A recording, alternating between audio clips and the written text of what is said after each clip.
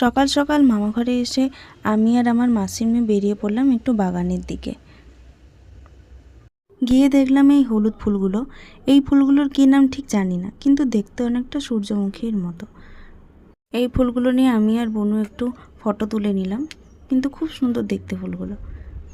তারপর রাস্তাতে যেতে যেতে দেখলাম আমগুলো খুব নিচু ছিল, একদম নিচু, পুরো একদম আমার সমান।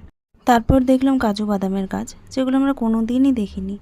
এমন যে কাজু বাদাম হয় তাও আমি জানতাম না, এই প্রথম ছিল আমার এই এক্সপিরিয়েন্স। কাজু বাদাম গাছের ঠিক পাশেই ছিল ড্রাগন ফলের গাছ, দাদা শখ করে এই গাছগুলো লাগিয়েছিল। তারপর একটু এগিয়ে গিয়ে দেখলাম যে একটা লোকের বাড়িতে পুকুরে পদ্ম চাষ করেছে। পুকুরটা একটু ঝোপঝাড়ের মধ্যে ছিল বলে আমরা কাছ থেকে ভিডিওটা করতে পারিনি, ফুলগুলো তুলতে পারিনি কাছ থেকে।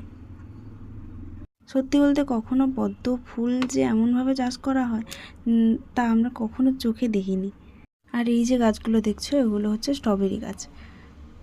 এই প্রথম দেখা আমার এই স্ট্রবেরি গাছ, সত্যি খুব সুন্দর।